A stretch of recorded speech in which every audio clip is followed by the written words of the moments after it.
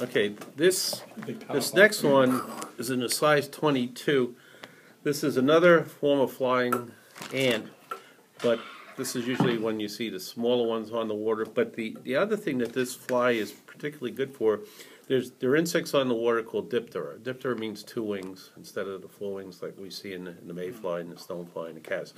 And I don't know if the midge is in the. I think the midge may be even in the. Dipteras are true flies. Yeah. They're true flies. Yeah, but you see them a lot on the carmines. These dipteras, which are a black body and they got two wings, and the wing kind of extends back over the black body, and they're right in the film, and you're looking and you say, what the hell are they taking today? And you stare and stare and you pick it up, and it's like a little black dot with little wings on it. And this fly works for the small ants and for the diptera, and it's like a summertime fly.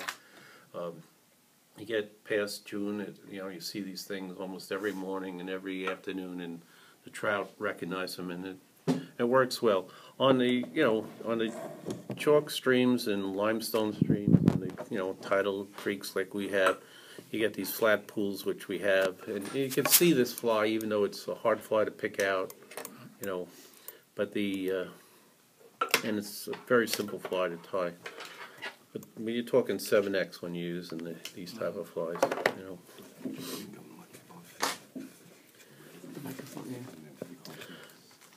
Again, the key is having the two segments that show up well, and this one's even simpler than the other one.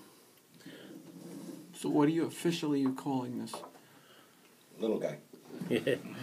Little Oh, guy? it's another version of flying ant number 2, I guess you can call it. All right, so there's the abdomen. For this, I use CDC for the wing. Again, this is under selective conditions when things are just right, and you got like a flat water where you can see where this lands. The trout, take it pretty readily, and when you see a rise where you cast it, you strike. But when the wing is first on it and doesn't, it's not the second or third trap that you caught the fish on, the wing shows up pretty well on the water as well. But you want the wing slightly longer than the bend. On a size 22, I'll only use one CDC. If it's with an 18, I may use 2. But so I'll give it a couple of wraps and see how long it is, and I'll adjust it a little slightly. I don't mind the wing being too long on something like this because ants, in particular, their wings are disproportionately longer than mayflies. And if it's always too long, you can always trim it. But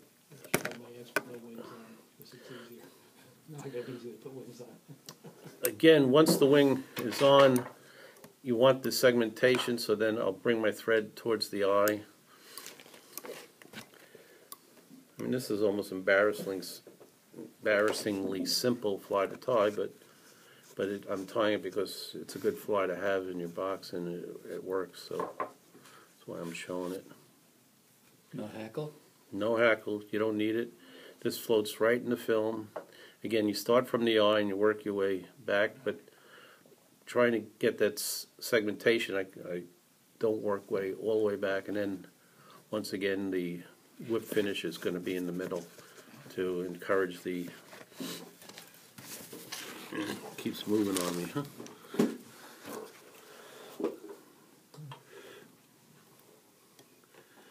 The thread actually is what's making the segmentation really prominent because the fur is kind of fluffy and the thread, compresses everything down. You're gonna wear a white shirt. Yeah, well, powers that be didn't choose a white one today.